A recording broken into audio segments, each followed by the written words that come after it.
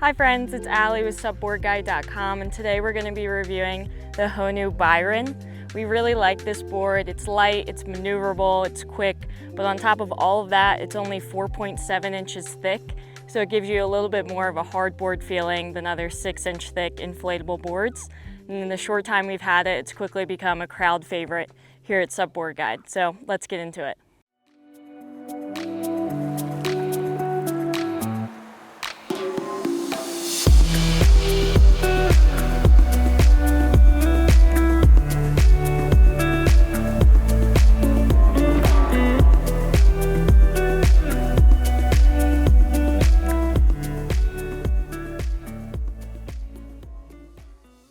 Before we get too deep into the review for the Honu Byron, we're going to talk about what comes included with the board. So first of all is the SUP backpack. Pretty self-explanatory, but it does seem like a really good quality. It seems like it'll hold up for a long time. It has a top handle up here. It has a side handle over here that helps with loading it into your car. And then it has cinch straps on both sides so you can get it really tight if you need to fit it somewhere smaller. And then down on the front it has another zipper pocket that you can keep some of your smaller accessories so you don't need to lose them in the bigger main compartment. Once we open it up and unpack it, Honu includes most of the main necessities that you need to get started. So they have an included leash. It's pretty standard. It's full swivel on both sides, so it's not going to trip you up. And then the coil won't drag in the water, as with most SUP leashes. If you're going to surf though, we recommend switching to a straight leash so that the coil won't snap back and hurt you. And then Honu also included an FCS fin. This is a 9-inch dolphin style fin. It doesn't require any tools, it just clicks into the fin box, which is super nice. I love the convenience. I love not worrying about losing a screw plate or a screw or anything like that, and I like that you can customize your fin if you want to. And then getting into the main compartment. Okay. Honu also included a single chamber hand pump with the Byron. I do wish that they would have included a double chamber pump or something just a little bit better, because the Byron does go up to 20 psi. That's really hard to reach by hand. It's not impossible, you can do it. I just would like to see them include something a little bit more efficient in the future. If you are purchasing the Byron or investing in any other inflatable stand-up paddleboard, we always recommend investing in an electric pump anyway, regardless of what pump comes with your board, but it's just a detail that we like to see them include. And then there's also the hose that goes with your pump. And then the Byron itself rolls up just like any other inflatable SUP. It is really light though. The Byron's only 16.9 pounds, so the total package weight ends up being about 49 pounds. It's not too bad carrying as a backpack, but there are wheels on this bag as well, so that you don't need to carry it on your back as often. You can kind of just roll it through the parking lot or wherever. I rarely ever have this bag on my back as is, but you do have the ability to. And then we're gonna inflate the Byron using an electric pump. Now that we've got the Byron unrolled, we're just gonna pump it up. So you connect your hose. I'm gonna set my pump to the 20 psi mark. I like that the Byron can get really firm, so I try to get it as high as possible, or as high as the board will allow, because of the electric pump making it so much easier. So set it to 20, and then all we need to do is hit go.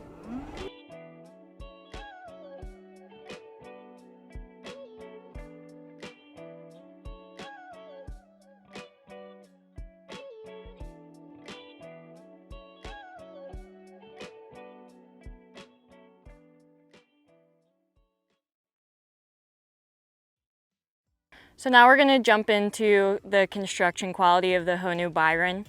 Something that we really like about this board is that it is super stiff, especially for being only 4.7 inches thick.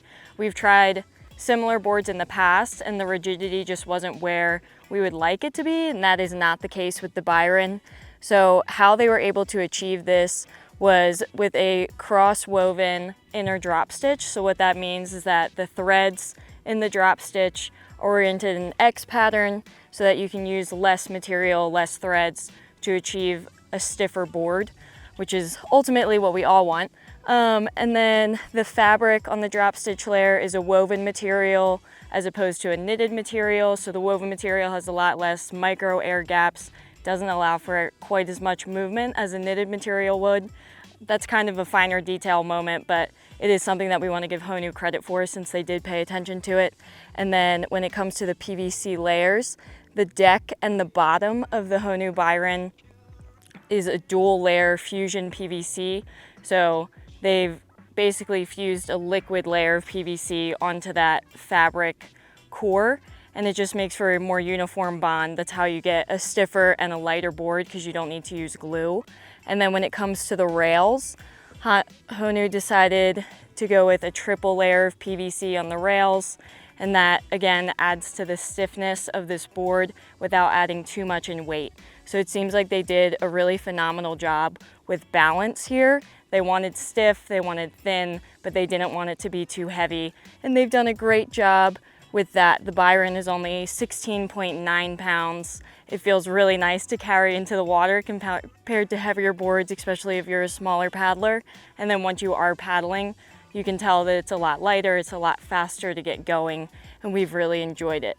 We also did our bend test on the Byron, something that we do with every board. So we place it on these two sawhorses that we're using now, 7 feet apart, put the board on top, and then we load 150 pounds of sandbags onto the middle, right about the handle, and we just measure how much it bends. So the Byron bent about 1.5 inches in our bend test. That's better than some 6-inch boards that we've tested, and it's better than most 4.7-inch thick boards that we've also tested. So they're kind of ahead of the game, setting a new standard for these thinner boards with this construction. I'm really excited to see where they take this in the future because it seems like this is just the start. Moving on to the features on the Honu Byron, it is more of a minimalistic SUP. Personally, I really like it. I don't like a lot of things crowding my deck space, so if you're that way, then you'll really enjoy this board too. Doesn't lack anything in functionality though. Starting at the nose, we still have the front carry handle with an additional D-ring on it. It's nice, you can attach a water bottle to there or whatever you want, but it's great for pulling your board out of the water. It just adds a little extra grip. And then Honu added a front cargo area. They decided to switch out the D-rings that you would typically see here for these little nylon loops. I really like it. I've burnt myself on a metal D-ring before. It kind of gets like the seatbelt in your car when it gets too hot, and it's just annoying if you knock your hand into it. So this is just a finer detail that they added. I really appreciated it. I would have never thought of it myself, but I'm glad to see that it's something that was in their minds. And then this cargo area is just big enough for a dry bag. You're not going to be throwing a ton of like overnight gear or anything onto this board unless you're super determined. To each their own, but it's great for a dry bag, change of clothes, water bottle, basically the necessities that you would need for a day on the water. And then on the deck pad, they've combined sort of this like crocodile grip pattern with a softer diamond groove, so it's not super aggressive like you'll see on some other boards, but it does add a lot of grip if you're moving around on the board without being uncomfortable at all. I really like this deck pad. It also seems to just push water off of it, which again, I'm not sure if they did that on purpose. It's just something that we've noticed, but we like it a lot. And then this center carry handle, it's pretty standard. You'll see it on most SUPs, but because the Byron is so light, it does make it super easy to move around, carry it to and from the water, wherever you're gonna go. And then coming back to the tail, Honu added a rear kick pad. It's in the perfect spot. It's right over the fin, so all you really have to do is put your foot onto that kick pad and your tail's gonna sink for a perfect step back turn. They essentially take all of the work out of it.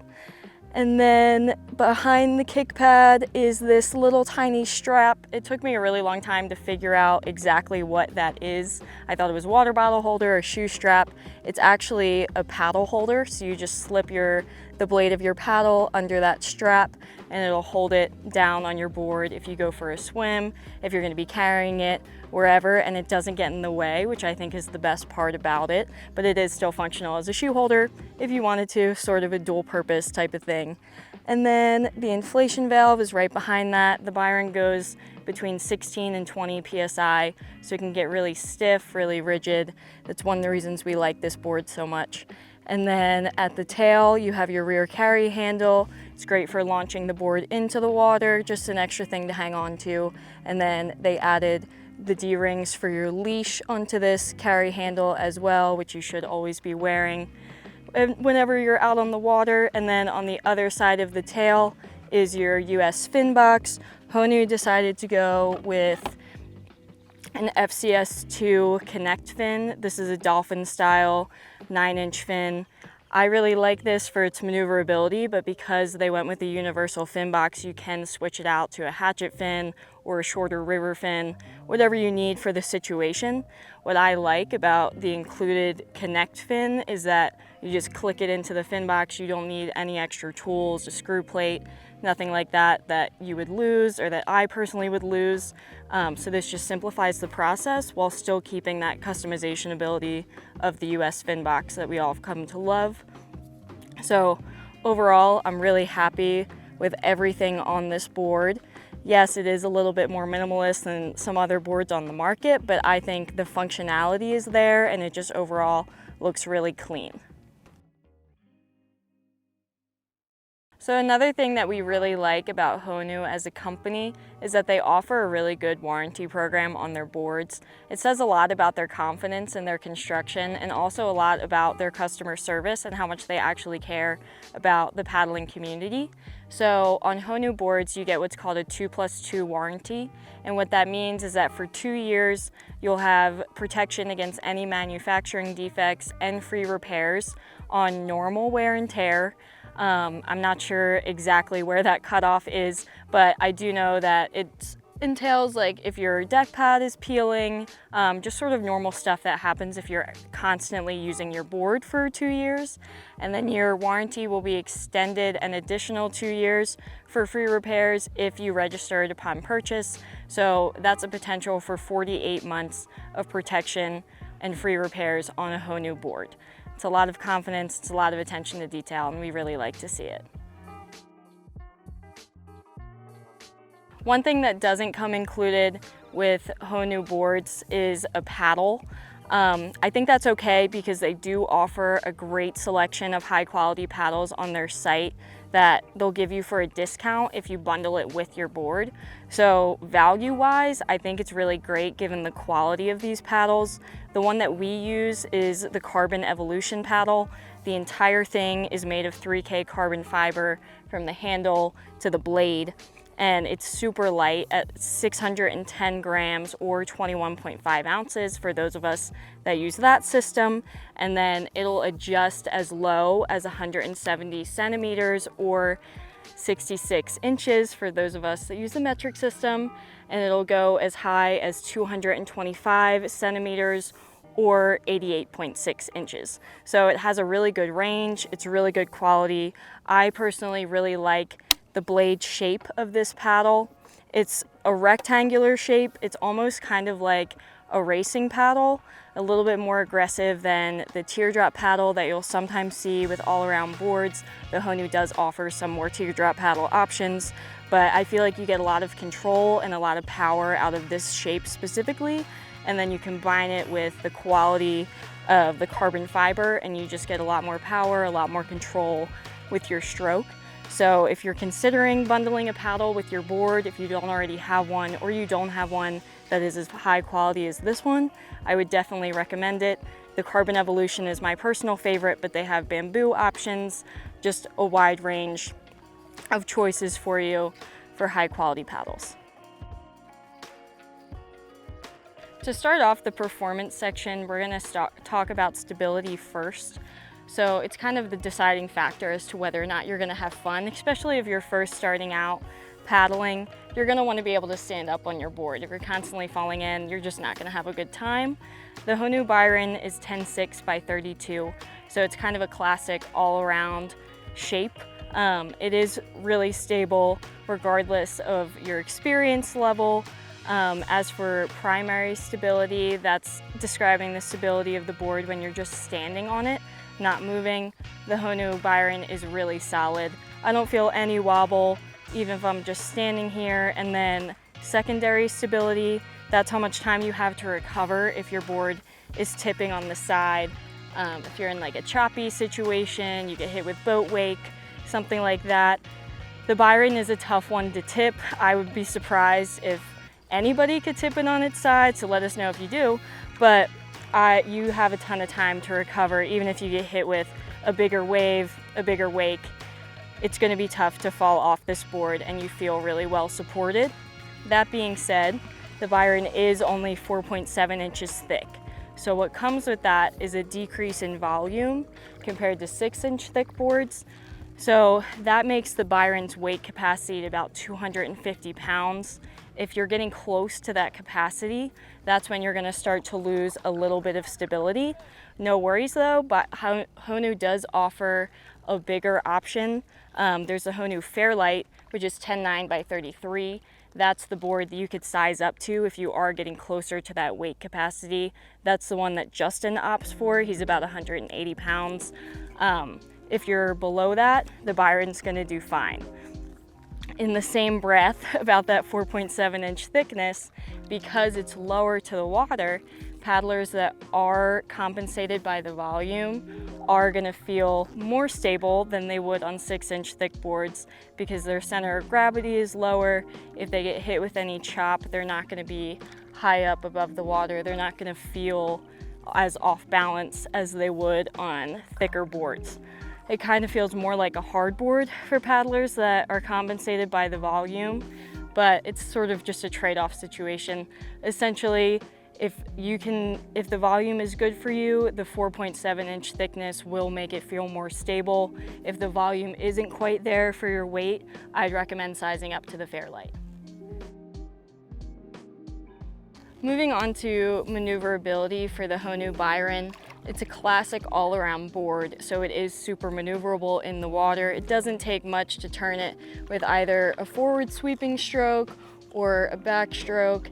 And then when you go into step back turns, that raised kick pad just makes it so easy. All you need to do is walk back, place your foot onto that pad, and the tail just instantly sinks. You don't have to put any grunt work into it. It just does it on its own almost. I also think the dolphin style fin plays into that. It just allows this board to move around whichever direction you push it in. And then I think the lightweight build of the Byron comes into play as well. You're not redirecting a ton of weight in the water.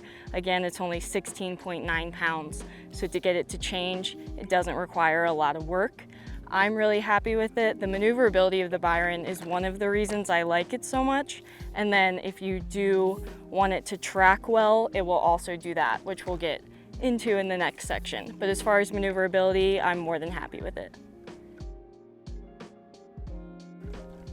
To cover speed and tracking for the Byron, I had my doubts that this board would be able to track as well as it does, especially given how maneuverable it is. But I think Honu did a phenomenal job on the shape of the board overall, that it will track really well as long as your form is up to par. That's kind of the last piece of the puzzle there with any SUP tracking, but the Byron does a great job balancing maneuverability and tracking.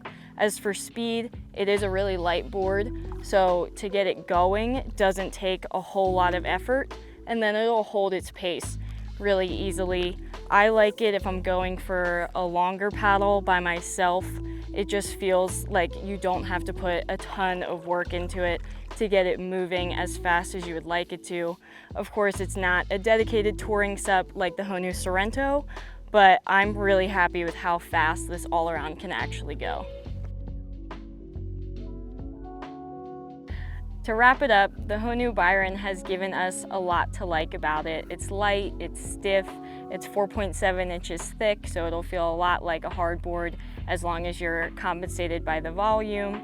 It's perfect for solo paddlers, people that need a lightweight board, or anyone looking for just a high performance all around that they can take with them wherever they go.